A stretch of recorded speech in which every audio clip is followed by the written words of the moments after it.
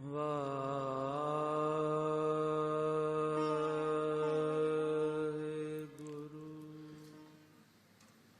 ਸਤਨਾਮ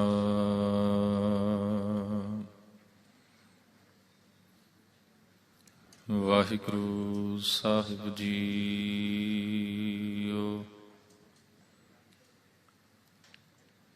ਤੂੰ ਮੇਰੋ ਮੇਰ ਪਰਬਤ ਸੁਆਮੀ, ਓਟ ਗਹੀ ਮੈਂ ਤੇਰੀ। ਨਾ ਤੁਮ ਡੋਲਹੁ ਨਾ ਹਮ ਗਿਰਤੇ,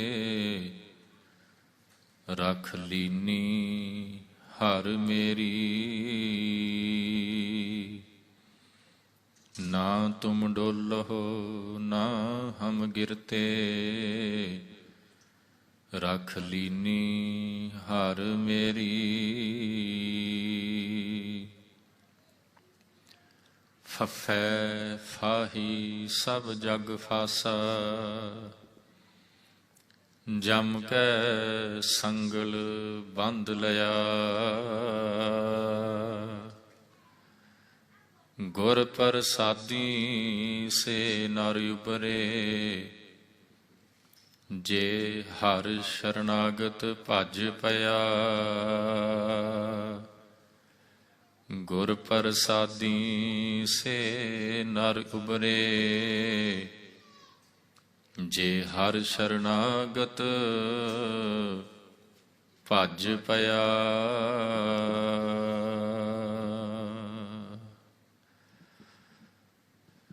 ਪਰਮ ਸਨਮਾਨਯੋਗ ਚਵਰ ਛਤਰ ਤਖਤ ਦੇ ਮਾਲਕ, ਸੀਤਲਤਾ ਦੇ ਸੋਮੇ ਪਰਮ ਕਿਰਪਾਲੂ ਪਾਤਸ਼ਾਹ, ਧੰਨ ਧੰਨ ਸ੍ਰੀ ਗੁਰੂ ਗ੍ਰੰਥ ਸਾਹਿਬ ਮਹਾਰਾਜ ਜੀ ਦੀ ਪਾਵਨ ਪਵਿੱਤਰ ਹਜ਼ੂਰੀ ਅੰਦਰ ਜੁੜ ਬੈਠੀ ਗੁਰੂ ਸਾਜੀ ਨਿਵਾਜੀ ਸਾਧ ਸੰਗਤ ਜੀ, ਸਤਿਗੁਰਾਂ ਦੀ ਅਪਾਰ ਮਿਹਰਾਮਤ ਸਦਕਾ ਸਾਹਿਬ ਜੀ ਦੀ ਪਾਵਨ ਗੋਦ ਵਿੱਚ ਸੱਜ ਕੇ ਧੁਰ ਕੀ ਬਾਣੀ ਦਾ ਰਸ ਪਿੰਨਾ ਕੀਰਤਨ ਸਰਵਣ ਕੀਤਾ ਹੈ। ਸਾਧ ਸੰਗਤ, ਮੇਰੇ ਖਿਆਲ ਹੈ ਕਿ ਤੁਹਾਨੂੰ ਯਾਦ ਹੈ ਜਿਹੜਾ ਭਾਈ ਸਾਹਿਬ ਜੀ ਨੇ ਲਾਸਟ ਸ਼ਬਦ ਆਪ ਸਭ ਨੂੰ ਸਰਵਣ ਕਰਵਾਇਆ, ਮਿਲ ਮੇਰੇ ਪ੍ਰੀਤਮਾ ਜੀਓ। ਇਸ ਪਾਵਨ ਬਚਨ ਦੇ ਵਿੱਚ ਨਾ ਇਹ ਸ਼ਬਦ ਗੁਰੂ ਅਮਰਦਾਸ ਮਹਾਰਾਜ ਜੀ ਦਾ ਹੈ। ਇਹਦੇ ਵਿੱਚ ਸਤਿਗੁਰਾਂ ਨੇ ਇੱਕ ਬਚਨ ਕਿਹਾ, ਕਹਿੰਦੇ ਗੁਰ ਆਗੈ ਕਰੋ ਬੇਨੰਤੀ, ਜੇ ਗੁਰ ਭਾਵੈ ਜਿਉ ਮਿਲੈ ਤਿਵੇਂ ਮਿਲਾਈਐ। ਗੁਰੂ ਦੇ ਅੱਗੇ ਕਹਿੰਦੇ ਮੈਂ ਬੇਨਤੀ ਕਰਦਾ ਕਿ ਮੈਨੂੰ ਉਹ ਮਿਲ ਜਾਏ। ਕਿਉਂ ਮਿਲੇ? ਕਿਉਂਕਿ ਉਸ ਤੋਂ ਬਿਨਾਂ ਮੇਰੀ ਨੀਂਦ ਉੱਡ ਗਈ ਹੈ, ਮੇਰੀ ਭੁੱਖ ਹੀ ਮਰ ਗਈ ਹੈ, ਚੰਗਾ ਹੀ ਕੁਝ ਨਹੀਂ ਲੱਗਦਾ। ਤੇ ਆਓ ਸਾਧ ਸੰਗਤ, ਜੇ ਐਸੀ ਬੇਨਤੀ ਉਸ ਮਾਲਕ ਦੇ ਚਰਨਾਂ ਦੇ ਵਿੱਚ ਕਰ ਦਈਏ ਕਿ ਸਤਿਗੁਰੂ ਜੀ ਕਿਰਪਾ ਕਰੋ, ਕਿਤੇ ਸਾਡੀ ਵੀ ਨੀਂਦ ਉੱਡ ਜਾਏ ਤੇਰੇ ਤੋਂ ਬਿਨਾਂ, ਕਿਤੇ ਸਾਡੀ ਵੀ ਭੁੱਖ ਮਰ ਜਾਏ ਤੇਰੇ ਤੋਂ ਬਿਨਾਂ। ਤੇ ਜੇ ਤੂੰ ਮਿਲੇ ਤਾਂ ਹੀ ਮਨ ਨੂੰ ਧੀਰਜ ਆਵੇ, ਤਾਂ ਹੀ ਕਿਤੇ ਮਨ ਨੂੰ ਟਿਕਾ ਆਵੇ। ਐਸੀ ਬੇਨਤੀ ਗੁਰੂ ਚਰਨਾਂ 'ਚ ਕਰੀਏ ਤੇ ਇਹ ਮੈਂ ਦਾਅਵੇ ਦੇ ਨਾਲ ਕਹਿ ਸਕਣਾ ਕਿ ਜਦੋਂ ਗੁਰੂ ਚਰਨਾਂ 'ਚ ਅਰਦਾਸ ਕੀਤੀ ਜਾਂਦੀ ਹੈ ਨਾ ਸਾਧ ਸੰਗਤ ਭਾਵਨਾ ਦੇ ਨਾਲ, ਬਿਨਾਂ ਸ਼ੱਕ ਉਹ ਅਰਦਾਸ ਪ੍ਰਵਾਨ ਜ਼ਰੂਰ ਹੁੰਦੀ ਜੇ। ਭਾਈ ਭਗਤ ਕਬੀਰ ਜੀ ਨੇ ਕਿਹਾ, ਕਹਿੰਦੇ ਕੇਸੋਂ ਕੇਸੋਂ ਕੂਕੀਐ ਨਾ ਸੋਈਐ ਆਸਾਰ। ਕਬੀਰ ਸਾਹਿਬ ਕਹਿੰਦੇ ਕਬੀਰ ਕੇਸੋ ਕੇਸੋ ਕੂਕੀਐ ਨਾ ਸੋਈਐ ਆਸਾਰ, ਰਾਤ ਦਿਵਸ ਕੇ ਕੂਕਣੇ ਕਬਹੂ ਕੇ ਸੁਣੇ ਪੁਕਾਰ। ਪੁਕਾਰ ਕਰਨੀ ਚਾਹੀਦੀ ਹੈ, ਹਰ ਪਲ ਪੁਕਾਰ ਕਰਨੀ ਚਾਹੀਦੀ ਹੈ, ਹਰ ਪਲ ਉਹਦੇ ਅੱਗੇ ਅਰਜ਼ੋਈ ਕਰਨੀ ਚਾਹੀਦੀ ਹੈ। ਕਿਤੇ ਉਹ ਤਰਸ ਖਾ ਕੇ ਸਾਡੀ ਅਰਦਾਸ ਨੂੰ ਜਦੋਂ ਉਹਨੇ ਸੁਣ ਲਿਆ ਨਾ ਸਾਧ ਸੰਗਤ, ਫਿਰ ਜਿਹੜੀ ਨੀਂਦ ਭੁੱਖ ਦੀ ਗੱਲ ਕੀਤੀ ਹੈ ਨਾ, ਉਹਦਾ ਸਹੀ ਅਰਥਾਂ ਦੇ ਵਿੱਚ ਪਤਾ ਲੱਗ ਜਾਏਗਾ ਕਿ ਅਸਲ 'ਚ ਨੀਂਦ ਕਹਿੰਦੇ ਕਿਹਨੂੰ ਹੈ ਤੇ ਭੁੱਖ ਹੁੰਦੀ ਕੀ ਹੈ, ਇਹ ਪਤਾ ਲੱਗੇਗਾ। ਆਓ ਗੁਰੂ ਚਰਨਾਂ 'ਚ ਕਰੀਏ ਬੇਨਤੀ, ਜੋ ਗੁਰੂ ਨਾਨਕ ਸਾਹਿਬ ਦਾ ਬਚਨ ਸਰਵਣ ਕੀਤਾ ਹੈ ਨਾ ਕਿ ਫੱਫੈ ਫਾਹੀ ਸਭ ਜਗ ਫਾਸਾ, ਜਮ ਕੈ ਸੰਗਲ ਬੰਧ ਲਿਆ, ਗੁਰ ਪ੍ਰਸਾਦੀ ਸੇ ਨਰ ਉਭਰੇ, ਜੇ ਹਰ ਸ਼ਰਨਾਗਤ ਭਜ ਪਿਆ। ਕਹਿੰਦੇ ਸਾਰਾ ਸੰਸਾਰ ਫਾਹੀ ਦੇ ਵਿੱਚ ਬੱਝਿਆ ਪਿਆ ਹੈ, ਮਾਇਆ ਦੀ ਫਾਹੀ। ਤੇ ਮਾਇਆ ਦੀ ਫਾਹੀ ਵਿੱਚ ਬੱਝਣ ਕਰਕੇ ਜਮ ਕੈ ਸੰਗਲ ਬੰਧ ਲਿਆ, ਜਮਾਂ ਦੇ ਚੱਕਰ ਦੇ ਵਿੱਚ ਭਟਕਦਾ ਫਿਰਦਾ। ਜਮ ਕੈ ਸੰਗਲ ਦਾ ਮਤਲਬ ਹੈ ਇੱਥੇ ਵਾਰ-ਵਾਰ ਜੰਮਣਾ ਤੇ ਮਰਨਾ। ਗਲ ਦੇ ਵਿੱਚ ਫਾਹੀ ਪਈ ਹੋਈ ਹੈ, ਨਿਊਜ਼ ਆਫ ਡੈਥ ਗਲ ਦੇ ਵਿੱਚ ਪਈ ਹੋਈ ਹੈ, ਵਾਰ-ਵਾਰ ਜੰਮਦੇ ਤੇ ਮਰਦੇ ਪਏ ਆ। ਬਚਦਾ ਕੌਣ ਹੈ? ਜਿਹੜਾ ਗੁਰੂ ਦੀ ਸ਼ਰਨ ਵਿੱਚ ਆ ਗਿਆ, ਤੇ ਗੁਰੂ ਦੀ ਸ਼ਰਨ ਵਿੱਚ ਆ ਕੇ ਜਿਸ ਨੇ ਪ੍ਰਮਾਤਮਾ ਦਾ ਲੜ ਪਕੜ ਲਿਆ ਉਹ ਬਚਦਾ ਹੈ। ਉਸ ਤੋਂ ਇਲਾਵਾ ਸਾਰੇ ਹੀ ਭਟਕਦੇ ਨੇ। ਆਓ ਸਾਧ ਸੰਗਤ, ਸਤਿਗੁਰੂ ਜੀ ਕੀ ਸਮਝਾਉਂਦੇ ਪਏ ਨੇ ਇਹ ਆਪਾਂ ਸਮਝਣ ਦੀ ਕੋਸ਼ਿਸ਼ ਕਰਨੀ ਹੈ। ਵਿਚਾਰਾਂ ਦੀ ਆਰੰਭਤਾ ਤੋਂ ਪਹਿਲਾਂ ਦਸਮ ਪਾਤਸ਼ਾਹ ਜੀ ਵੱਲੋਂ ਬਖਸ਼ੀ ਫਤਿਹ ਦੀ ਸਾਂਝ ਪਾਈਏ। ਸਾਰੇ ਪਿਆਰ ਸਤਿਕਾਰ ਨਾਲ ਬੁਲਾਓ ਜੀ। ਵਾਹਿਗੁਰੂ ਜੀ ਕਾ ਖਾਲਸਾ, ਵਾਹਿਗੁਰੂ ਜੀ ਕੀ ਫਤਿਹ। ਸਾਧ ਸੰਗਤ, ਸੰਗਤ ਦਾ ਬੜਾ ਅਸਰ ਪੈਂਦਾ ਹੈ। ਡਿਪੈਂਡ ਕਰਦਾ ਹੈ ਕਿ ਤੁਹਾਡੀ ਸੰਗਤ ਕਿਸ ਤਰ੍ਹਾਂ ਦੀ ਹੈ। ਜਿਸ ਤਰ੍ਹਾਂ ਦੀ ਤੁਹਾਡੀ ਸੰਗਤ ਹੈ ਉਸੇ ਤਰ੍ਹਾਂ ਦਾ ਤੁਹਾਡਾ ਜੀਵਨ ਵੀ ਹੋ ਜਾਏਗਾ। ਭਾਈ ਗੁਰਦਾਸ ਜੀ ਦਾ ਇੱਕ ਬੜਾ ਪਿਆਰਾ ਵਚਨ ਹੈ, ਉਹਨਾਂ ਨੇ 3-4 ਐਗਜ਼ਾਮਪਲਸ ਦਿੱਤੀਆਂ ਨੇ ਜੀ। ਐਗਜ਼ਾਮਪਲ ਦੇ ਥਰੂ ਸਮਝਾਉਣ ਦਾ ਯਤਨ ਕਰਦੇ ਨੇ ਕਿ ਕਿਸੇ ਤਰੀਕੇ ਦੇ ਨਾਲ ਇਨਸਾਨ ਨੂੰ ਸਮਝ ਪੈ ਜਾਏ ਕਿ ਸੰਗਤ ਉਹਦੇ ਜੀਵਨ ਦੇ ਵਿੱਚ ਬੜਾ ਮੈਟਰ ਕਰਦੀ ਹੈ। ਸੰਗਤ ਹੀ ਨਿਰਧਾਰਿਤ ਕਰੇਗੀ ਕਿ ਇਨਸਾਨ ਦੀ ਸੋਚ ਕਿਵੇਂ ਦੀ ਹੋਏਗੀ। ਸੰਗਤ ਹੀ ਨਿਰਧਾਰਿਤ ਕਰੇਗੀ ਕਿ ਇਨਸਾਨ ਦੇ ਕਰਮ, ਉਹਦੇ ਐਕਸ਼ਨਸ ਕਿਸ ਤਰ੍ਹਾਂ ਦੇ ਹੋਣਗੇ। ਭਗਤ ਕਬੀਰ ਜੀ ਨੇ ਕਿਹਾ ਨਾ, ਜੋ ਜੈਸੀ ਸੰਗਤ ਮਿਲੇ। ਮਨ ਇੱਕ ਪੰਛੀ ਦੀ ਤਰ੍ਹਾਂ ਹੀ ਕਹਿੰਦੇ, ਇਸ ਪੰਛੀ ਨੂੰ ਜਿਸ ਤਰ੍ਹਾਂ ਦੀ ਸੰਗਤ ਮਿਲਦੀ ਹੈ ਨਾ ਉਸੇ ਤਰ੍ਹਾਂ ਦਾ ਇਹ ਫਲ ਖਾਣਾ ਸ਼ੁਰੂ ਕਰ ਦਿੰਦਾ ਹੈ। ਜਿਸ ਤਰ੍ਹਾਂ ਦੀ ਸੰਗਤ ਦੇ ਵਿੱਚ ਅਸੀਂ ਜਾਵਾਂਗੇ ਉਸੇ ਤਰ੍ਹਾਂ ਦਾ ਅਸਰ ਸਾਡੇ ਉੱਤੇ ਹੋਏਗਾ, ਬਿਨਾਂ ਸ਼ੱਕ। ਤੇ ਭਾਈ ਸਾਹਿਬ ਜੀ ਕਹਿੰਦੇ ਦੇਖੋ, ਇਸ ਸੰਸਾਰ ਦੇ ਵਿੱਚ ਜਾਂ ਇਸ ਧਰਤੀ ਦੇ ਉੱਤੇ ਕਿਸੇ ਪਾਸੇ ਤੋਂ ਹਵਾ ਚੱਲਦੀ ਹੈ। ਉਸ ਹਵਾ ਚੱਲਣ ਦੇ ਨਾਲ ਕੀ ਹੁੰਦਾ ਹੈ ਕਿ ਕਈ ਵਾਰ ਮੀਂਹ ਪੈਣਾ ਸ਼ੁਰੂ ਹੋ ਜਾਂਦਾ ਹੈ, ਬਾਰਿਸ਼ ਸ਼ੁਰੂ ਹੋ ਜਾਂਦੀ ਹੈ। ਪਰ ਕਿਸੇ ਦੂਜੀ ਡਾਇਰੈਕਸ਼ਨ ਦੇ ਵਿੱਚੋਂ ਹਵਾ ਚੱਲਦੀ ਹੈ, ਉਹ ਹਵਾ ਆਪਾਂ ਸੋਚਦੇ ਆ ਨਾ, ਗਰਮੀ ਬੜੀ ਹੋਈ ਹੋਵੇ ਤੇ ਬੱਦਲ ਹੋ ਜਾਣ, ਆਕਾਸ਼ ਦੇ ਵਿੱਚ ਬੱਦਲ ਆ ਜਾਵੇ, ਤੇ ਮਨ ਦੇ ਵਿੱਚ ਹੁੰਦਾ ਹੈ ਕਿ ਹੁਣ ਬੱਦਲ ਹੋਇਆ, ਸ਼ਾਇਦ ਮੀਂਹ ਵੀ ਪਏਗਾ। ਪਰ ਹੁੰਦਾ ਕੀ ਹੈ, ਹਵਾ ਆਉਂਦੀ ਹੈ, ਉਹ ਹਵਾ ਬੱਦਲ ਨੂੰ ਉਡਾ ਕੇ ਲੈ ਜਾਂਦੀ ਹੈ। ਧਿਆਨ ਦਿਓ, ਇੱਕ ਸਾਈਡ ਤੋਂ ਹਵਾ ਆਈ, ਉਸ ਹਵਾ ਨੇ ਬਾਰਿਸ਼ ਵੀ ਲੈ ਕੇ ਆਂਦੀ ਹੈ ਨਾਲ, ਬੱਦਲ ਹੋਇਆ, ਮੀਂਹ ਪਿਆ। ਪਰ ਇੱਕ ਬੱਦਲ ਹੋਇਆ ਪਿਆ ਸੀ, ਹਵਾ ਚੱਲੀ, ਉਸ ਹਵਾ ਨੇ ਬੱਦਲ ਨੂੰ ਉਡਾ ਕੇ ਰੱਖ ਦਿੱਤਾ। ਜਿਹੜਾ ਮਨ ਦੇ ਵਿੱਚ ਇਹ ਸੀ ਨਾ ਕਿ ਹੁਣ ਬਾਰਿਸ਼ ਹੋਏਗੀ, ਥੋੜਾ ਗਰਮੀ ਤੋਂ ਰਾਹਤ ਮਿਲੇਗੀ, ਉਹ ਹਵਾ ਨੇ ਬੱਦਲ ਨੂੰ ਉਡਾ ਕੇ ਰੱਖ ਦਿੱਤਾ। ਆਸ ਤੇ ਪਾਣੀ ਫਿਰ ਗਿਆ। ਦੂਜੀ ਐਗਜ਼ਾਮਪਲ ਦਿੰਦੇ ਨੇ, ਕਹਿੰਦੇ ਪਾਣੀ ਹਰ ਇੱਕ ਇਨਸਾਨ ਪੀਂਦਾ ਹੈ, ਪਰ ਪਾਣੀ ਦੇ ਵਿੱਚ ਫਰਕ ਹੈ। ਇੱਕ ਉਹ ਪਾਣੀ ਹੈ ਜਿਸ ਨੂੰ ਪੀਣ ਤੋਂ ਬਾਅਦ ਇਨਸਾਨ ਦੀ ਪਿਆਸ ਮਿਟਦੀ ਹੈ। ਇੱਕ ਉਹ ਪਾਣੀ ਹੈ ਜਿਸ ਨੂੰ ਪੀਣ ਤੋਂ ਬਾਅਦ ਪਿਆਸ ਮਿਟਦੀ ਹੈ ਤੇ ਇਨਸਾਨ ਜਿਹੜਾ ਉਹ ਤੰਦਰੁਸਤ ਰਹਿੰਦਾ ਹੈ। ਜਿਵੇਂ ਅੱਜ ਕੱਲ ਵੀ ਡਾਕਟਰ ਕਹਿੰਦੇ ਨੇ ਨਾ ਕਿ ਇਨਸਾਨ ਨੂੰ ਵੱਧ ਤੋਂ ਵੱਧ ਪਾਣੀ ਪੀਣਾ ਚਾਹੀਦਾ ਹੈ। ਸਵੇਰੇ ਖਾਲੀ ਪੇਟ ਜਿੰਨਾ ਪਾਣੀ ਪੀ ਸਕੇ ਪੀਣਾ ਚਾਹੀਦਾ ਹੈ, ਬੜੇ ਬੈਨੀਫਿਟ ਹੁੰਦੇ ਨੇ। ਪਰ ਕੁਝ ਐਸਾ ਵੀ ਪਾਣੀ ਹੈ ਜਿਸ ਨੂੰ ਪੀਣ ਤੋਂ ਬਾਅਦ ਇਨਸਾਨ ਦੇ ਸਰੀਰ ਦੇ ਵਿੱਚ ਰੋਗ ਪੈਦਾ ਹੋ ਜਾਂਦੇ ਨੇ। ਇੱਕ ਉਹ ਪਾਣੀ ਜਿਹੜਾ ਰੋਗਾਂ ਤੋਂ ਸਾਨੂੰ ਬਚਾਉਂਦਾ ਪਿਆ ਏ, ਇੱਕ ਉਹ ਪਾਣੀ ਜਿਹੜਾ ਸਾਡੇ ਜੀਵਨ ਦੇ ਵਿੱਚ ਰੋਗ ਲੈ ਕੇ ਆ ਰਿਹਾ ਹੈ। ਤੀਜੀ ਐਗਜ਼ਾਮਪਲ ਦਿੰਦੇ ਨੇ, ਕਹਿੰਦੇ ਘਰਾਂ ਦੇ ਵਿੱਚ ਦੇਖੋ, ਚੁੱਲ੍ਹਿਆਂ ਦੇ ਵਿੱਚ ਅੱਗ ਬਲਦੀ ਪਈ ਹੈ। ਉਹ ਅੱਗ ਜਿਹੜੀ ਹੈ ਘਰ ਦੇ ਵਿੱਚ ਖਾਣਾ ਬਣਾ ਰਹੀ ਹੈ। ਉਸ ਅੱਗ ਦੀ ਸਹਾਇਤਾ ਦੇ ਨਾਲ ਕਈ ਤਰ੍ਹਾਂ ਦੇ ਭੋਜਨ ਪਦਾਰਥ ਬਣਦੇ ਪਏ ਨੇ। ਪਰ ਇੱਕ ਉਹ ਅੱਗ ਵੀ ਹੈ ਜਿਹੜੀ ਫੈਕਟਰੀਆਂ ਦੇ ਵਿੱਚ ਬਲਦੀ ਹੈ, ਤੇ ਥੋੜੀ ਜਿਹੀ ਉਹ ਮਰਿਆਦਾ ਤੋਂ ਬਾਹਰ ਹੋਵੇ ਤੇ ਉਹ ਅੱਗ ਜਿਹੜੀ ਹੈ ਫੈਕਟਰੀ ਨੂੰ ਵੀ ਸਾੜੇਗੀ ਤੇ ਆਸ-ਪਾਸ ਜਿਹੜੇ ਉਹਦੇ ਘਰ ਹੋਣਗੇ ਉਹਨਾਂ ਘਰਾਂ ਨੂੰ ਵੀ ਸਾੜ ਕੇ ਸੁਆਹ ਕਰ ਦੇਗੀ। ਅੱਗ ਤਾਂ ਉਹੀ ਹੈ, ਹਵਾ ਉਹੀ ਹੈ, ਪਾਣੀ ਉਹੀ ਹੈ, ਫਰਕ ਸਿਰਫ ਪੈ ਗਿਆ ਕਿ ਉਹ ਆ ਕਿਧਰੋਂ ਰਹੀ ਹੈ ਹਵਾ। ਇੱਕ ਸਾਈਡ ਤੋਂ ਆਏਗੀ ਬਾਰਿਸ਼ ਹੋਏਗੀ, ਦੂਜੀ ਸਾਈਡ ਤੋਂ ਆ ਗਈ ਬੱਦਲ ਨੂੰ ਵੀ ਉਡਾ ਕੇ ਲੈ ਜਾਂਦੀ ਹੈ। ਇੱਕ ਪਾਣੀ ਸਰੀਰ ਨੂੰ ਅਰੋਗ ਕਰਦਾ ਪਿਆ ਹੈ, ਦੂਜਾ ਪਾਣੀ ਸਰੀਰ ਨੂੰ ਰੋਗੀ ਕਰਦਾ ਪਿਆ ਹੈ। ਇੱਕ ਅੱਗ ਘਰ ਦੇ ਵਿੱਚ ਖਾਣਾ ਬਣਾਉਂਦੀ ਪਈ ਹੈ, ਇੱਕ ਅੱਗ ਘਰ ਨੂੰ ਸਾੜ ਕੇ ਸਵਾਹ ਵੀ ਕਰਦੀ ਪਈ ਹੈ। ਤੇ ਭਾਈ ਸਾਹਿਬ ਜੀ ਨੇ ਫਿਰ ਇਹ ਅੰਤਲੀ ਪੰਕਤੀ ਦੇ ਵਿੱਚ ਵਚਨ ਕਹਿ ਦਿੱਤੇ। ਕਹਿੰਦੇ ਇਹ ਵਚਨ ਉਹਨਾਂ ਦੇ ਆਰੰਭ ਹੁੰਦੇ ਨੇ ਜੀ, ਕਾਹੂ ਦਸ਼ਾ ਕੇ ਪਵਨ ਗਵਨ ਕੈ ਵਰਖਾ ਹੈ। ਕਹਿੰਦੇ ਕਿਸੇ ਸਾਈਡ ਤੋਂ, ਦਸ਼ਾ ਦਾ ਮਤਲਬ ਇੱਥੇ ਦਿਸ਼ਾ, ਡਾਇਰੈਕਸ਼ਨ, ਕਿਸੇ ਡਾਇਰੈਕਸ਼ਨ ਤੋਂ ਹਵਾ ਆਈ, ਉਹਨੇ ਬਾਰਿਸ਼ ਪਾ ਦਿੱਤੀ ਇਸ ਧਰਤੀ ਦੇ ਉੱਤੇ। ਪਰ ਇੱਕ ਦੂਜੇ ਪਾਸਿਓਂ ਆਈ, ਉਸਨੇ ਬੱਦਲ ਹੀ ਉਡਾ ਕੇ ਰੱਖ ਦਿੱਤੇ।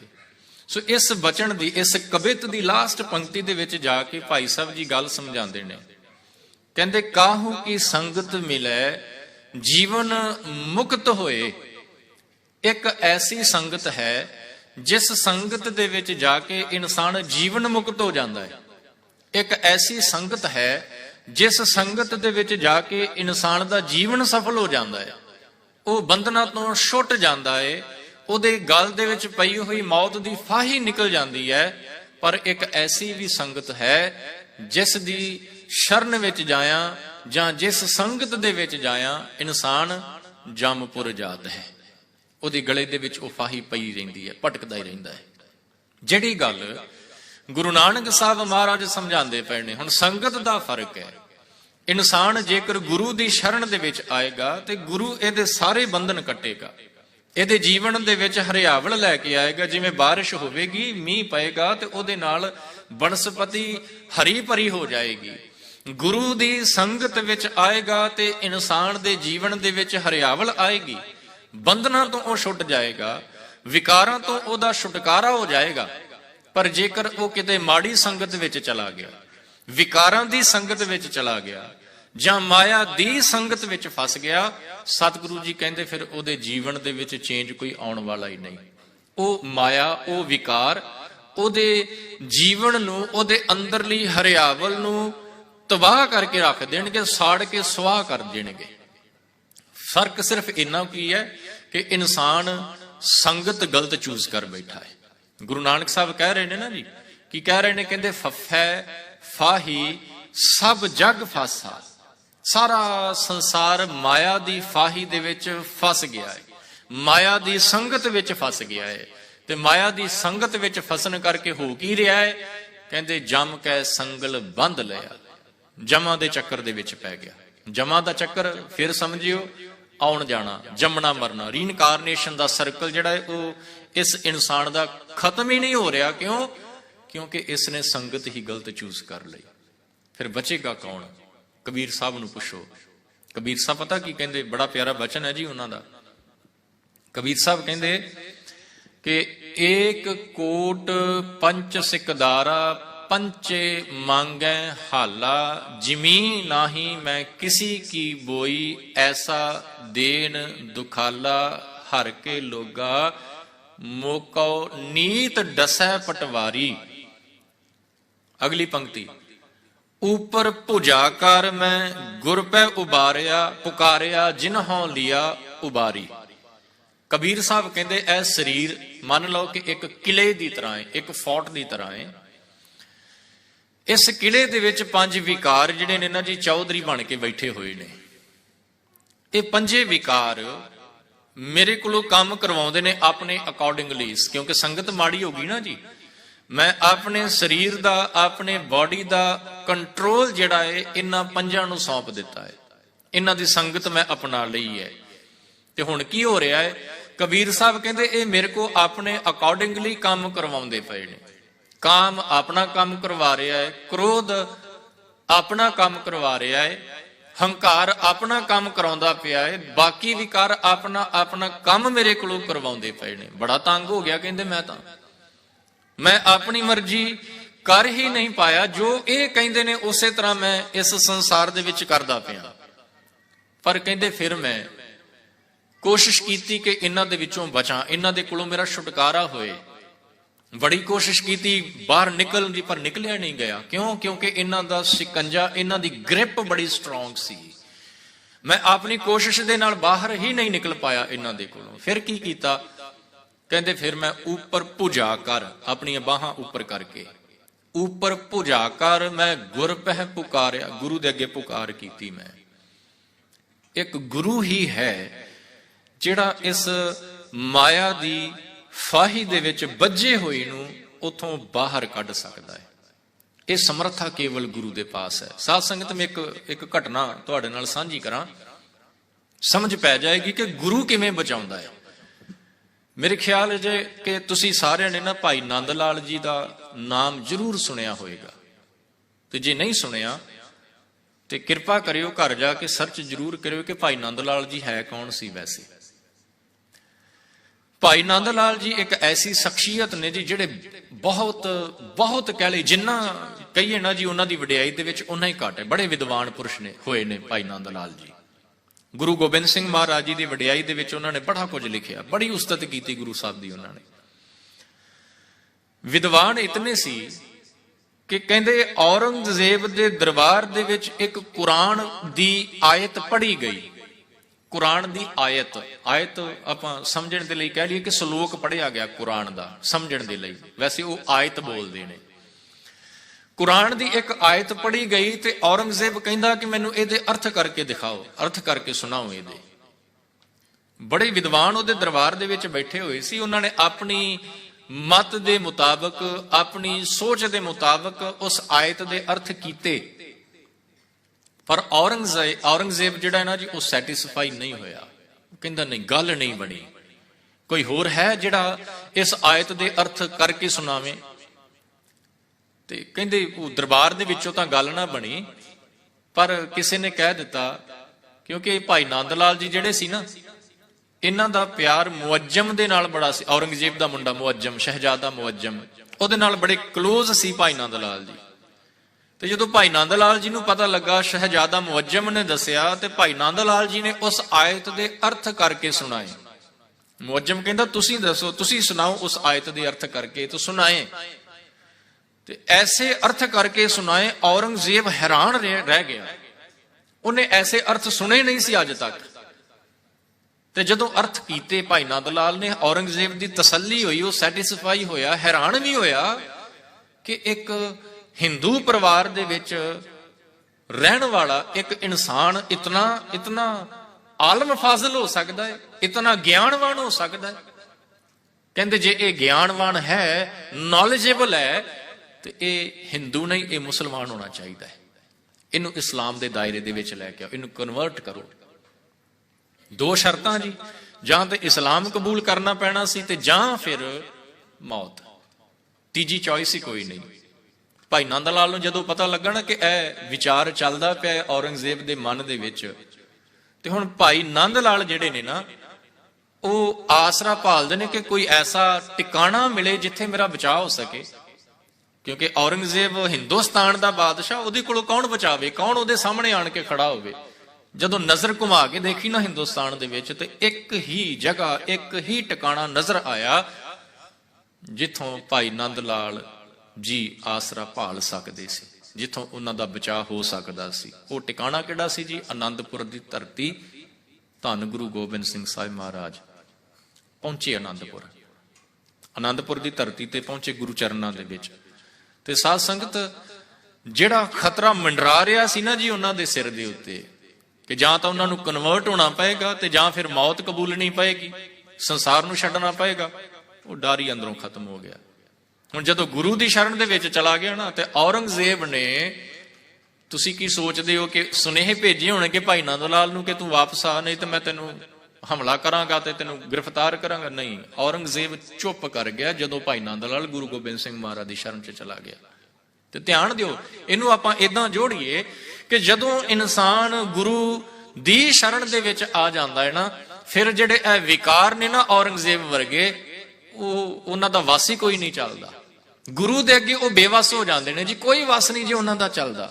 ਗੁਰੂ ਉਬਾਰ ਲੈਂਦਾ ਹੈ ਜਿਹੜਾ ਉਹਦੀ ਸ਼ਰਨ ਦੇ ਵਿੱਚ ਚਲਾ ਗਿਆ। ਤੇ ਜੇ ਸ਼ਰਨ ਪਏ ਨੂੰ, ਭਾਈ ਨੰਦ ਲਾਲ ਨੂੰ ਗੁਰੂ ਗੋਬਿੰਦ ਸਿੰਘ ਮਹਾਰਾਜ ਆਪਣੀ ਸ਼ਰਨ ਵਿੱਚ ਰੱਖ ਕੇ ਬਚਾ ਸਕਦੇ ਨੇ, ਉਹਦੇ ਜੀਵਨ ਦਾ ਉਧਾਰ ਕਰ ਸਕਦੇ ਨੇ। ਤੇ ਸੱਚ ਜਾਣਿਓ, ਜਿਹੜਾ ਇਸ ਗੁਰੂ ਦੀ ਸ਼ਰਨ ਦੇ ਵਿੱਚ ਆ ਜਾਏਗਾ, ਗੁਰੂ ਉਸ ਡੁੱਬਦੇ ਹੋਏ ਨੂੰ ਬਾਹ ਫੜ ਕੇ ਜ਼ਰੂਰ ਕੱਢੇਗਾ। ਬਸ ਪੁਕਾਰੇ।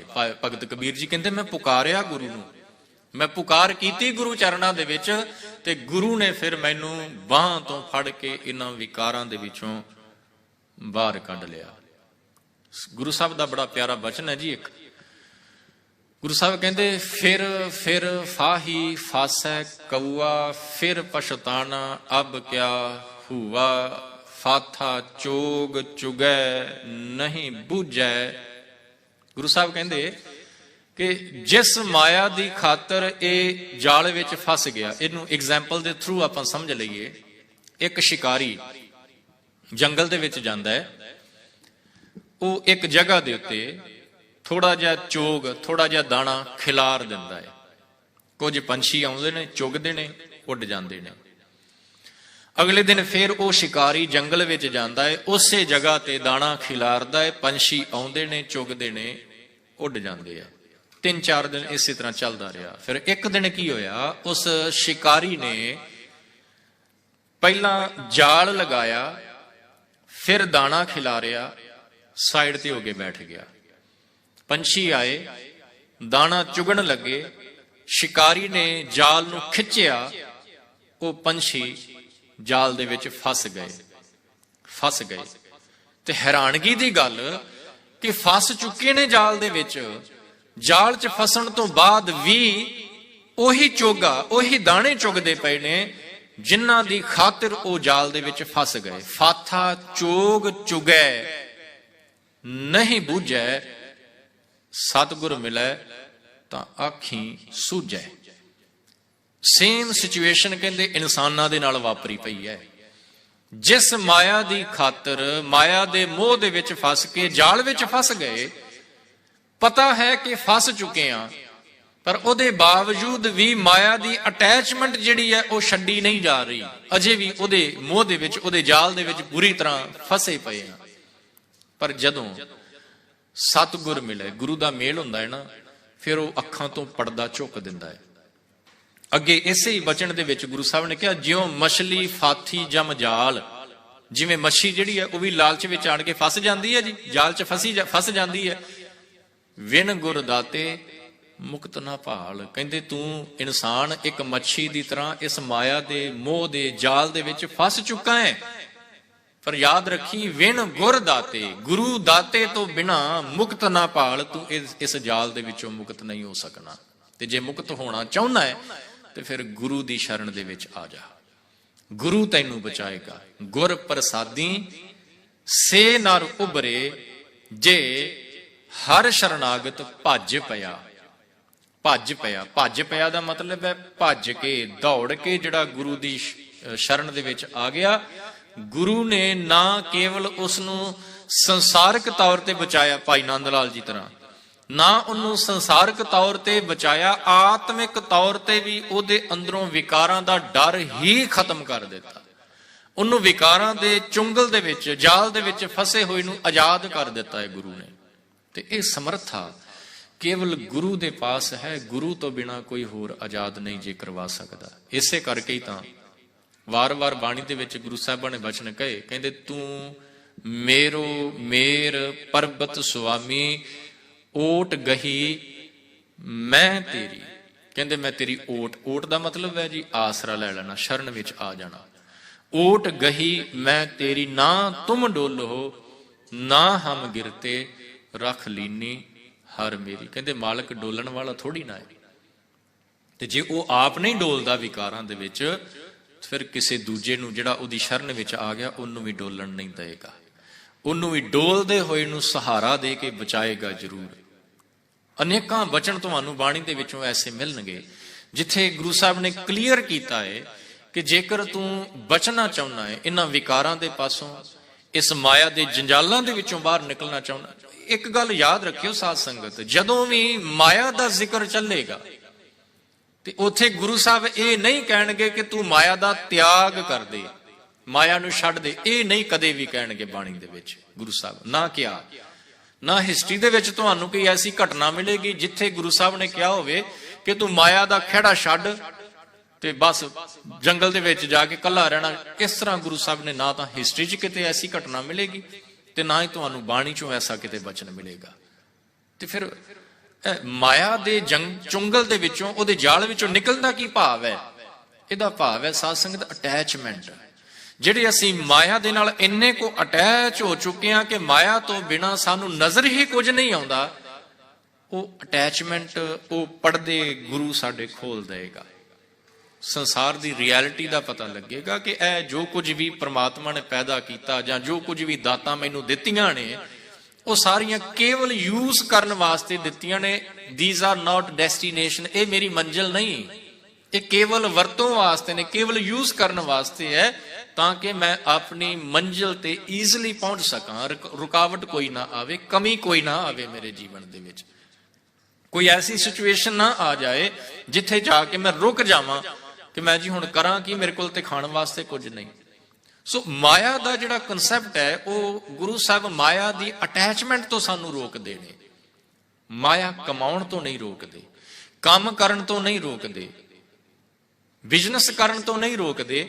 ਕੇਵਲ ਗੁਰੂ ਸਾਹਿਬ ਕਹਿੰਦੇ ਤੂੰ ਇੰਨਾ ਕੋ ਅਟੈਚ ਨਾ ਹੋ ਕਿ ਇਹਦੇ ਨਾਲ ਅਟੈਚ ਹੋਣ ਤੋਂ ਬਾਅਦ ਤੈਨੂੰ ਉਹ ਪ੍ਰਮਾਤਮਾ ਹੀ ਭੁੱਲ ਜਾਏ। ਇੱਥੋਂ ਰੋਕਦੇ ਨੇ ਬਸ। ਤੇ ਜੇ ਇਸ ਅਟੈਚਮੈਂਟ ਤੋਂ ਤੂੰ ਡਿਟੈਚ ਹੋਣਾ ਚਾਹੁੰਦਾ ਹੈ ਤੇ ਫਿਰ ਸਤਿਗੁਰੂ ਗੁਰੂ ਨਾਨਕ ਸਾਹਿਬ ਮਹਾਰਾਜ ਪੁਕਾਰ ਕੇ ਕਹਿ ਰਹੇ ਨੇ, ਕੀ ਕਹਿ ਰਹੇ ਨੇ ਜੀ? ਕਹਿੰਦੇ ਫਫੈ ਫਾਹੀ ਸਭ ਜਗ ਫਾਸਾ, ਸਾਰਾ ਸੰਸਾਰ ਫਸਿਆ ਪਿਆ ਜੀ। ਆ ਹੁਣੇ ਜਿਹੜਾ ਬਚਨ ਸੀ ਨਾ ਜੀ ਗੁਰੂ ਅਮਰਦਾਸ ਮਹਾਰਾਜ ਵਾਲਾ, ਮਿਲ ਮੇਰੇ ਪ੍ਰੀਤਮਾ ਜੀਓ, ਤੁਹਾਨੂੰ ਪਤਾ ਨਾ ਉਹਦੇ ਵਿੱਚ ਇੱਕ ਪੰਕਤੀ, ਮੈਂ ਨੈਣੀ ਨੀਂਦ ਨਾ ਆਵੇ ਜੀਓ, ਭਾਵੇਂ ਅੰਨ ਨਾ ਪਾਣੀ। ਮੈਂ ਕਿਹਾ ਸੀ ਕਿ ਨੀਂਦ ਵੀ ਉੱਡ ਜਾਂਦੀ ਹੈ ਤੇ ਭੁੱਖ ਵੀ ਉੱਡ ਜਾਂਦੀ। ਤੁਹਾਨੂੰ ਪਤਾ ਨੀਂਦ ਕਿਉਂ ਉੱਡਦੀ ਹੈ? ਨੀਂਦ ਉੱਡਣ ਦਾ ਮਤਲਬ ਸਮਝਦੇ ਹੋ ਜੀ? ਨੀਂਦ ਨਾ ਆਉਣੀ। ਤੁਹਾਨੂੰ ਪਤਾ ਨੀਂਦ ਕਿਉਂ ਨਹੀਂ ਆਉਂਦੀ? ਕੁਝ ਰੀਜ਼ਨਸ ਨੇ ਜਿਸ ਕਰਕੇ ਨੀਂਦ ਨਹੀਂ ਆਉਂਦੀ। ਜਾਂ ਤਾਂ ਇਨਸਾਨ ਦਾ ਸਰੀਰ ਰੋਗੀ ਹੈ, ਨੀਂਦ ਫਿਰ ਵੀ ਨਹੀਂ ਆਏਗੀ ਰਾਤ ਨੂੰ। ਜਾਂ ਇਨਸਾਨ ਦੇ ਅੰਦਰ ਚਿੰਤਾ ਚੱਲਦੀ ਪਈ ਹੈ ਕੋਈ, ਨੀਂਦ ਤਾਂ ਵੀ ਨਹੀਂ ਆਉਂਦੀ। ਤੇ ਜਾਂ ਫਿਰ ਇਨਸਾਨ ਰੱਬ ਦੇ ਨਾਲ ਜੁੜਿਆ ਹੋਇਆ ਹੈ, ਨੀਂਦ ਫਿਰ ਵੀ ਨਹੀਂ ਜੀ ਆਉਂਦੀ। ਮੈਂ ਨੈਣੀ ਨੀਂਦ ਨਾ ਆਵੇ ਜੀਓ, ਮੇਰੀ ਅੱਖਾਂ ਦੇ ਵਿੱਚ ਕਹਿੰਦਾ ਨੀਂਦ ਨਹੀਂ ਆਉਂਦੀ ਪਈ। ਤੇ ਜੇ ਹੁਣ ਮੇਰੀਆਂ ਅੱਖਾਂ 'ਚ ਨੀਂਦ ਨਹੀਂ ਨਾ ਆ ਰਹੀ, ਇਹਨੂੰ ਇੱਕ ਪਲ ਵਾਸਤੇ ਏਦਾਂ ਕਹਿ ਲਈਏ ਕਿ ਮੈਂ ਰੱਬ ਨਾਲ ਨਹੀਂ ਜੁੜਿਆ, ਮੈਂ ਮਾਇਆ ਦੇ ਨਾਲ ਜੁੜਿਆ। ਫਫੈ ਫਾਹੀ ਸਭ ਜਗ ਫਾਸਾ, ਫਸਿਆ ਪਿਆ ਮੈਂ ਤੇ ਮੇਰੀਆਂ ਅੱਖਾਂ 'ਚ ਨੀਂਦ ਨਹੀਂ ਆ ਰਹੀ। ਦੋ ਰੀਜ਼ਨ ਹੋ ਸਕਦੇ ਨੇ, ਮੈਂ ਰੋਗੀ ਆ ਤੇ ਜਾਂ ਮੇਰੇ ਅੰਦਰ ਚਿੰਤਾ ਹੈ। ਮੈਂ ਰੋਗੀ ਆ ਜਾਂ ਮੇਰੇ ਅੰਦਰ ਚਿੰਤਾ ਹੈ, ਤਾਂ ਨੀਂਦ ਨਹੀਂ ਆ ਰਹੀ। ਤੇ ਜੇਕਰ ਮੈਂ ਮਾਇਆ ਦੇ ਜਾਲ ਦੇ ਵਿੱਚੋਂ ਨਿਕਲ ਗਿਆ ਗੁਰੂ ਕਿਰਪਾ ਨਾਲ, ਨੀਂਦ ਫਿਰ ਵੀ ਨਹੀਂ ਆਉਣੀ। ਉਹ ਨੀਂਦ ਕਿਉਂ ਨਹੀਂ ਆਉਣੀ? ਕਿਉਂਕਿ ਮੈਂ ਚਾਹੁੰਦਾ ਕਿ ਮੇਰਾ ਮੇਲ ਗੁਰੂ ਦੇ ਨਾਲ, ਮਾਲਕ ਦੇ ਨਾਲ ਹੋ ਜਾਏ, ਪਰਮਾਤਮਾ ਦੇ ਨਾਲ ਹੋ ਜਾਏ। ਜਦੋਂ ਪਰਮਾਤਮਾ ਦੇ ਨਾਲ ਕੋਈ ਜੁੜਦਾ ਹੈ ਨਾ ਜੀ, ਗੁਰੂ ਦੀ ਕਿਰਪਾ ਦੇ ਨਾਲ, ਉਹਦੇ ਕਨੈਕਸ਼ਨ ਦੇ ਨਾਲ, ਉਹਦਾ ਕਨੈਕਸ਼ਨ ਜੁੜਦਾ ਹੈ ਜਦੋਂ ਇਨਸਾਨ ਦਾ ਪਰਮਾਤਮਾ ਦੇ ਨਾਲ, ਫਿਰ ਉਹ ਇੰਨਾ ਕੁ ਮਸਤ ਹੋ ਜਾਂਦਾ ਹੈ, ਨੀਂਦ ਵੀ ਭੁੱਖ ਭੁੱਲ ਜਾਂਦੀ ਹੈ ਤੇ ਭੁੱਖ ਵੀ ਉਹਨੂੰ ਭੁੱਲ ਜਾਂਦੀ ਜੇ। ਗੁਰੂ ਗੋਬਿੰਦ ਸਿੰਘ ਦਾ ਮਹਾਰਾਜ ਦਾ ਬਚਨ, ਉਹਦਾ ਜੀਵਨ ਪਤਾ ਕੈਸਾ ਹੋ ਜਾਂਦਾ ਜੀ? ਅਲਪ ਆਹਾਰ ਸੁਲਪ ਸੀ ਨਿੰਦਰਾ, ਥੋੜਾ ਖਾਂਦਾ ਹੈ ਤੇ ਉਹ ਥੋੜਾ ਹੀ ਸੌਂਦਾ ਹੈ। ਭਾਈ ਗੁਰਦਾਸ ਜੀ ਨੇ ਵੀ ਇਹ ਬਚਨ ਕਿਹਾ ਆਪਣੀਆਂ ਵਾਰਾਂ 'ਚ, ਹਾਂ ਤਿਸ ਘੋਲ ਘੁਮਾਇਆ ਥੋੜਾ ਸਮੇਂ ਥੋੜਾ ਹੀ ਖਾਵੇ। ਜੁੜਿਆ ਹੋਇਆ, ਉਹਦੀ ਨੀਂਦ ਵੀ ਉੱਡ ਜਾਂਦੀ ਜੀ। ਦੋ ਤਰ੍ਹਾਂ ਦੇ ਲੋਕਾਂ ਦੀ ਨੀਂਦ ਉੱਡਦੀ ਹੈ। ਇੱਕ ਉਹ ਜਿਹੜਾ ਟੁੱਟਾ ਹੋਇਆ ਹੈ, ਉਹਨੂੰ ਵੀ ਨੀਂਦ ਨਹੀਂ ਆਉਂਦੀ, ਰੋਗੀ ਹੋਣ ਕਰਕੇ ਜਾਂ ਚਿੰਤਾ ਹੋਣ ਕਰਕੇ। ਜੁੜੇ ਹੋਏ ਦੀ ਨੀਂਦ ਵੀ ਉੱਡ ਜਾਂਦੀ ਹੈ, ਕਿਉਂਕਿ ਉਹ ਹਰ ਪਲ ਉਹਦੀ ਯਾਦ ਵਿੱਚ ਜੁੜਿਆ ਰਹਿੰਦਾ ਹੈ। ਤੇ ਸਾਧ ਸੰਗਤ, ਗੁਰੂ ਨਾਨਕ ਸਾਹਿਬ ਮਹਾਰਾਜ ਕਹਿ ਰਹੇ ਨੇ ਕਿ ਜੇਕਰ ਤੂੰ ਫਸ ਗਿਆ ਹੈ ਮਾਇਆ 'ਚ, ਨੀਂਦ ਤੇਰੀ ਉੱਡ ਗਈ ਹੈ, ਵਾਪਸ ਆ ਸਕਦੀ ਹੈ। ਕਿਵੇਂ ਆਏਗੀ? ਗੁਰੂ ਸਾਹਿਬ ਕਹਿੰਦੇ ਬਸ ਕਰਨਾ ਕੀ ਹੈ ਕਿ ਪੁਕਾਰ, ਗੁਰੂ ਦੇ ਅੱਗੇ ਬੇਨਤੀ ਕਰ, ਗੁਰੂ ਦੇ ਅੱਗੇ ਅਰਜ਼ੋਈ ਕਰ। ਫਿਰ ਉਹ ਬਚਨ ਆਪਾਂ ਰਿਪੀਟ ਕਰ ਲਈਏ, ਇਹੀ ਸ਼ਬਦ ਸੁਣਿਆ ਜਿਹੜਾ, ਮਿਲ ਮੇਰੇ ਪ੍ਰੀਤਮਾ ਜੀਓ, ਗੁਰ ਆਗੈ ਕਰੋ ਬੇਨਤੀ। ਗੁਰੂ ਅੱਗੇ ਆਣ ਕੇ ਪੁਕਾਰ ਕਰਨਾ, ਮਾਲਕ ਮੇਰੀ ਨੀਂਦ ਉੱਡੀ ਪਈ ਹੈ, ਇਹਨਾਂ ਵਿਕਾਰਾਂ ਨੇ, ਇਹਨਾਂ ਚਿੰਤਾਵਾਂ ਨੇ ਮੇਰੀ ਨੀਂਦ ਉਡਾ ਦਿੱਤੀ ਹੈ, ਤੂੰ ਕਿਰਪਾ ਕਰ। ਤੇ ਜਦੋਂ ਇਹ ਪੁਕਾਰ ਕਰੇਗਾ ਨਾ, ਫਿਰ ਗੁਰ ਪ੍ਰਸਾਦੀ ਸੇ ਨਰ ਉਬਰੇ। ਉਬਰੇ ਦਾ ਮਤਲਬ ਹੈ ਬਚ ਜਾਏਗਾ, ਇਸ ਜਾਲ ਦੇ ਵਿੱਚੋਂ, ਇਸ ਮਾਇਆ ਦੀ ਅਟੈਚਮੈਂਟ ਦੇ ਵਿੱਚੋਂ ਬਾਹਰ ਨਿਕਲ ਆਏਗਾ। ਜੇ ਹਰ ਸ਼ਰਨਾਗਤ ਭੱਜ ਪਿਆ ਦੌੜ ਕੇ। ਜਿਹੜਾ ਭੱਜ ਲਫ਼ਜ਼ ਹੈ ਨਾ ਸਾਧ ਸੰਗਤ, ਇਹ ਅਕੋਰਡਿੰਗ ਟੂ ਸੈਂਟੈਂਸ ਇਹਦਾ ਪ੍ਰੋਨੰਸੀਏਸ਼ਨ ਚੇਂਜ ਹੋ ਜਾਂਦਾ ਜੀ। ਇੱਕ ਵਚਨ ਮੈਂ ਤੁਹਾਡੇ ਨਾਲ ਸਾਂਝਾ ਕਰਾਂ, ਗੁਰੂ ਸਾਹਿਬ ਕਹਿੰਦੇ ਭੱਜ ਮਨ ਮੇਰੇ। ਉੱਥੇ ਭੱਜ ਨਹੀਂ ਕਹਿਣਾ, ਕੱਸ ਕੇ ਨਹੀਂ ਬੋਲਣਾ, ਇਹਨੂੰ ਪੋਲਾ ਜਾਂ ਸੌਫਟਲੀ ਪੜ੍ਹਨਾ ਹੈ, ਭੱਜ ਮਨ ਮੇਰੇ। ਤੇ ਭੱਜ ਮਨ ਮੇਰੇ ਦਾ ਮਤਲਬ ਹੈ ਮੇਰਾ ਮਨਾ ਪਰਮਾਤਮਾ ਨੂੰ ਭੱਜ, ਯਾਦ ਕਰ। ਤੇ ਜਦੋਂ ਇੱਥੇ ਆਪਾਂ ਪੜ੍ਹਦੇ ਪਏ ਆ, ਜੇ ਹਰ ਸ਼ਰਨਾਗਤ ਭੱਜ ਪਿਆ, ਇਹਨੂੰ ਥੋੜਾ ਭਾਰਾ ਕਰਕੇ ਪੜਾਂਗੇ, ਦੌੜ ਕੇ।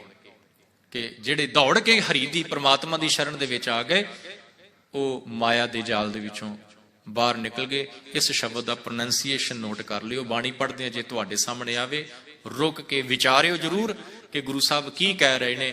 ਦੌੜ ਕੇ ਦੀ ਗੱਲ ਕਰਦੇ ਪਏ ਨੇ ਕਿ ਜਪਣ ਦੀ ਗੱਲ ਕਰਦੇ ਪਏ ਨੇ? ਜੇ ਜਪਣ ਦੀ ਗੱਲ ਕਰਦੇ ਪਏ ਨੇ ਫਿਰ ਸੌਫਟਲੀ ਪੜ੍ਹ ਲੈਣਾ ਹੈ, ਤੇ ਜੇ ਦੌੜਨ ਦੀ ਗੱਲ ਕਰਦੇ ਪਏ ਨੇ ਤੇ ਫਿਰ ਆਪਾਂ ਥੋੜਾ ਜਿਹਾ ਭਾਰਾ ਕਰਕੇ ਇਹਨੂੰ ਪੜ੍ਹ ਲੈਣਾ ਹੈ। ਸੋ ਗੁਰੂ ਨਾਨਕ ਸਾਹਿਬ ਮਹਾਰਾਜ ਸਮਝਾਉਂਦੇ ਨੇ, ਕਹਿੰਦੇ ਤੂੰ ਗੁਰੂ ਦੀ ਸ਼ਰਨ ਵਿੱਚ ਆ ਜਾ, ਗੁਰੂ ਤੈਨੂੰ ਬਚਾਏਗਾ, ਹਰੀ ਦੇ ਨਾਲ ਜੋੜ ਦੇਗਾ, ਤੇਰੀ ਨੀਂਦ ਵੀ ਵਾਪਸ ਆ ਜਾਏਗੀ, ਤੇਰੀ ਭੁੱਖ ਵੀ ਵਾਪਸ ਆ ਜਾਏਗੀ, ਗੁਰੂ ਤੈਨੂੰ ਅਰੋਗ ਕਰ ਦੇਵੇਗਾ, ਗੁਰੂ ਦੀ ਸੰਗਤ ਤੈਨੂੰ ਅਰੋਗ ਕਰ ਦੇਵੇਗੀ। ਭਾਈ ਗੁਰਦਾਸ ਜੀ ਦਾ ਬਚਨ ਜਿਹੜਾ ਮੈਂ ਆਰੰਭ ਦੇ ਵਿੱਚ ਤੁਹਾਡੇ ਨਾਲ ਸਾਂਝਾ ਕੀਤਾ ਸੀ, ਭਾਈ ਸਾਹਿਬ ਜੀ ਕਹਿੰਦੇ ਸੰਗਤ ਦਾ ਫਰਕ ਪੈਂਦਾ ਹੈ।